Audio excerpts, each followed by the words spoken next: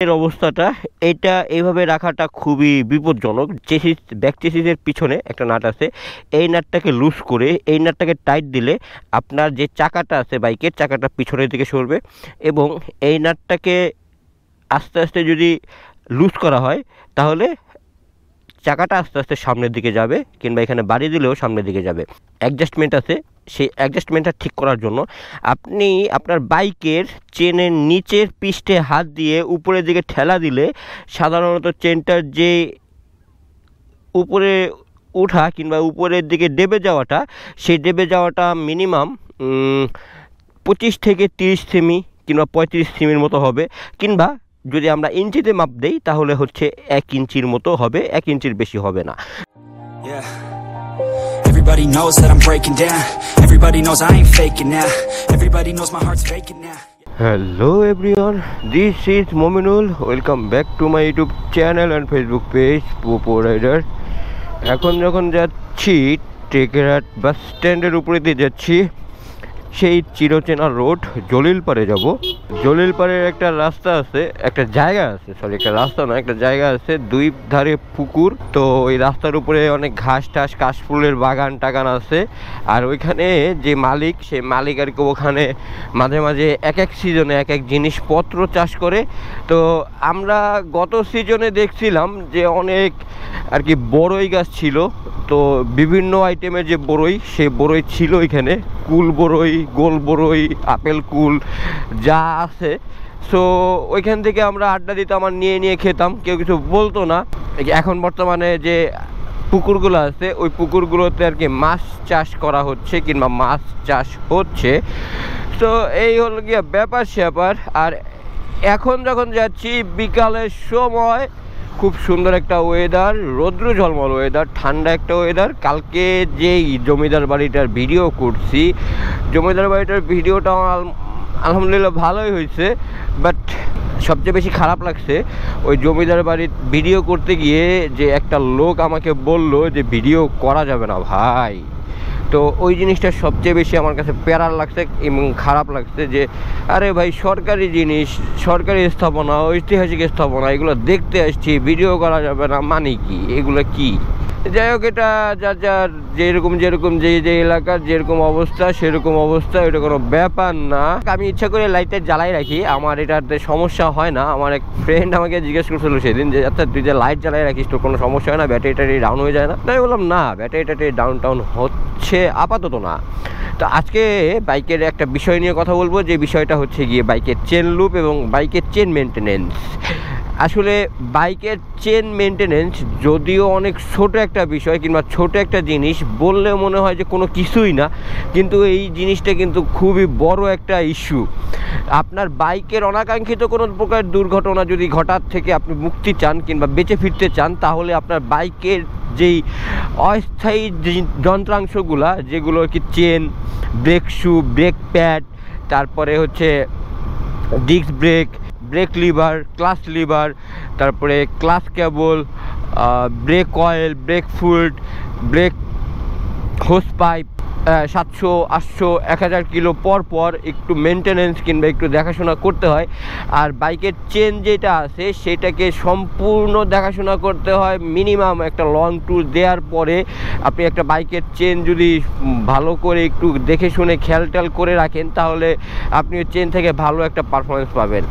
বাইকের চেন পরিষ্কারের ক্ষেত্রে আমরা সাধারণত যে ভুলটা করে থাকি, বাইকের চেন পরিষ্কারের ক্ষেত্রে আমরা অনেক ভারী মানে মোটা জিনিসপত্র যেরকম তেল, মোবিল, এগুলো ইউজ করে থাকি। এগুলো কিন্তু সাধারণত ময়লা টানে, যেটা আমরা পরিষ্কার করতে গিয়ে আমরা নিজের অজান্তেই আমাদের বাইকের চেনটাকে কিন্তু ময়লা করে ফেলতেছি।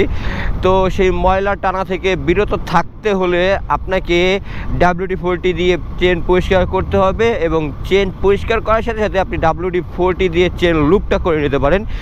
চেন লুপ করার সময় অবশ্যই খেয়াল রাখবেন, এবং চেন পরিষ্কার করার সময় অবশ্যই খেয়াল রাখবেন চেনের উপরে পৃষ্ঠে একটা আস্তর থাকে, যেটা কিনা ওই কোটিনটা নষ্ট হয়ে গেলে কিন্তু চেনের স্থায়িত্বকাল, সেই স্থায়িত্বকালটা নষ্ট হয়ে যায়। তো সেই চেনের স্থায়িত্বকালটা একটু বেশি সময় পাওয়ার জন্য কিংবা একটু ভালো সার্ভিস চেন থেকে পাওয়ার জন্য সেই অবস্থাটাকে আপনার মেনটেন করতে হবে, অবশ্যই করতে হবে যে বিষয়টা আছে। আর হচ্ছে গিয়ে চেনের একটা লক আছে, হুক যেটা, সেই লকটা কি ঠিক পজিশনে আছে কি না, লকটার কি অবস্থা, লকটা খুলে পড়বে কি না, আপনি একটা লং ড্রাইভে গেলে সেই লকটা কি খুলে পড়তেছে কিনা, কিংবা লকটা কি আপনার ঠিক মতন পজিশন মতন আছে কিনা, অবশ্যই অবশ্যই অবশ্যই খেয়াল রাখতে হবে। খানিকগুলা কাশফুল, এই যে একটা বেঞ্চ আছে, এই বেঞ্চে আমরা প্রত্যেক দিন সন্ধ্যায় এসে বসি এবং সন্ধ্যা থেকে 8টা-9টা পর্যন্ত এখানে আড্ডা দিয়ে দেন আমরা বাড়ির দিকে যাই কিংবা বাসায় যাই। এই জায়গাটা মোটামুটি সন্ধ্যার পরে ভালোই ঠান্ডা থাকে। আর যে জায়গাটায় যাব, এই যে ইট ভাটার পিছনেই ওই জায়গাটা, তো ওই জায়গাটাতে গিয়ে আমরা হাতে কলমে কিছু কিছু বিষয় দেখব, যে বিষয়গুলো আমাদের দেখা উচিত। এখানে ভেকু দিয়ে কি পরিষ্কার করতেছে, হ্যাঁ, এই যে ময়লা যে গুঁড়া ইটগুলো আছে, ইটগুলো পরিষ্কার করতেছে। আমাদের এই আঞ্চলিক ইট ভাটাটা ভালোই, বাট ইটের কোয়ালিটি সেরকম ভালো না হওয়াতে আমরা এই ইটটা সাধারণত ব্যবহারও করি না।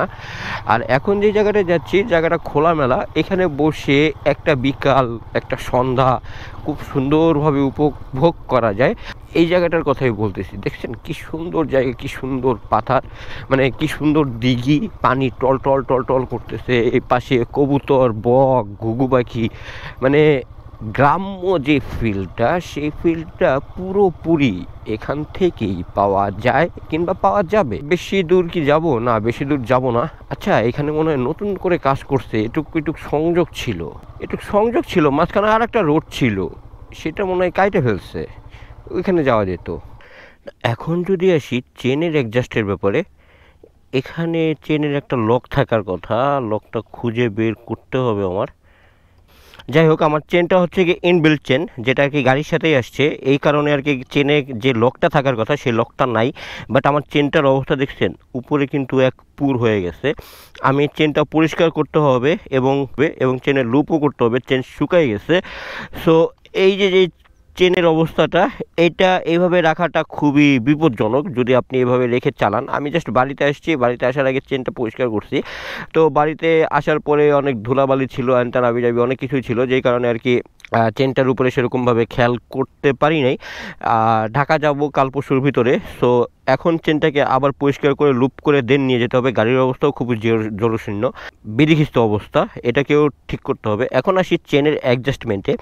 আমরা চেনের অ্যাডজাস্টমেন্ট কীভাবে বুঝবো?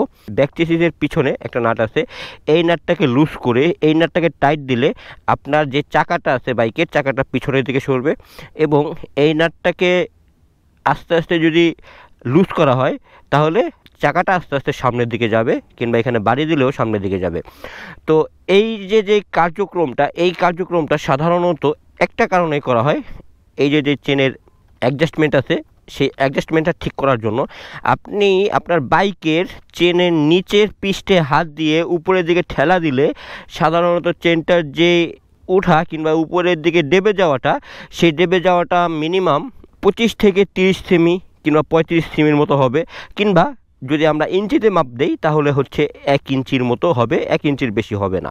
কিন্তু আমার এই যে অ্যাডজাস্টমেন্টটা একটুও ঠিক নাই, এটা মিনিমাম 2 ইঞ্চির মতন গজে যাচ্ছে। সো এইটা আমার ঠিক করতে হবে, এবং চেন স্পোকেট এবং চেনটাও চেঞ্জ করতে হবে। আমার বাইকের অনেক কাজ পড়ে যাচ্ছে। চেনের স্পোকেটের দাঁতগুলো দেখতেছেন, কতটুকু কি বোঝা যাচ্ছে জানি না, এই যে ফাঁকা দিয়ে বোঝা যাচ্ছে, দাঁতগুলো খুবই জরাজীর্ণ অবস্থা। স্পোকেট চেন এগুলো পুরোপুরি আমার চেঞ্জ করতে হবে। তো এই এই জায়গাটায় এসে আপনাদেরকে এরকম একটা ভিডিও করব বলেই এই জায়গাটায় আসার দরকার ছিল, কিংবা আসছি। তো এখন চলে যাব। এইটা কি ঢুকছে, ও শিট, এটাকে এখন বের করব না, এমনিতে টায়ারের অবস্থা ভালো না, এটাকে বের করে পরে আবার আর এক ঝামেলা। আর আমার যে ব্রেক প্যাডটা আছে, ব্রেক প্যাডটা অলমোস্ট যাই অবস্থা, পিছনের ব্রেক প্যাড আরসিবি লাগানো ছিল, এটাকেও চেঞ্জ করতে হবে। সামনে বিশাল কিছু কাজ পড়ে গেছে বাইকের, যেগুলোকে করতে হবে। তাহলে এখান থেকে এখন উঠি। এই যে অবস্থা, এই অবস্থা থেকে মুক্তি পাওয়া কিংবা অনাকাঙ্ক্ষিত কোনো দুর্ঘটনা থেকে মুক্তি পাওয়ার জন্যই আপনাদেরকে অবশ্যই এই ব্যাপারগুলো চেক আপে রাখতে হবে। যদি এই ব্যাপারগুলো আপনারা চেক আপে রাখেন তাহলে আপনার বাইকে কোনো অনাকাঙ্ক্ষিত দুর্ঘটনা ঘটে যাওয়ার সম্ভাবনা খুবই কম থাকবে, এবং এরকম কম সম্ভাবনা থাকলে আপনি রাইড করেও মজা পাবেন, একটা কনফিডেন্ট থাকবে আপনার রাইডিংয়ে, এবং আপনি ট্যুর করেও মজা পাবেন। আর এইসব রোডে যদি আপনার বাইকের টায়ারটা খুবই টকপকা থাকে, মানে নতুন থাকে, তাহলে কিন্তু বৃষ্টি টিষ্টি কোনো কিছুই আপনি মানবেন না। আর রাস্তার কন্ডিশন অফরোড হোক অনরোড হোক কোনো ব্যাপারই না, এইসব রাস্তায় আপনি ইজিলি চালিয়ে চলে যেতে পারবেন, যেটা কি না আপনার জন্য সুখকর এবং আপনার জন্য মঙ্গলকর। জলিল পার পর্যন্ত যাব না, আমার কাজ অলমোস্ট শেষ। আমি এখন এখান থেকে বাসায় চলে যাব। সো বাসায় গিয়ে একটু আড্ডা দেওয়ার চেষ্টা করলেও করতে পারি। যাই হোক, কথা বলতে বলতে বাসার অলমোস্ট কাছে চলে আসছি, আর ভিডিও থেকে অলরেডি বিদায় নেওয়ারও সময় চলে আসছে। হোপ রাখতেছি ভিডিও ভালো লাগছে। যদি ভিডিওতে কোনো কিছু ভালো লাগে থাকে তাহলে অবশ্যই লাইক কমেন্ট শেয়ার করে সাবস্ক্রাইব করে পোপোর সাথে থাকবেন এবং পোপোকে দেখতে থাকবেন, এবং জানাবেন ভিডিও কীরকম লাগছে এবং কতটা উপকৃত আপনারা হচ্ছেন। তাহলে দেখা হচ্ছে সামনের কোনো ভিডিওতে আবার নতুন কোনো বিষয় নিয়ে আপনাদের সাথে। তাহলে আজকের ভিডিও থেকে এখানে টাটা, বাই বাই।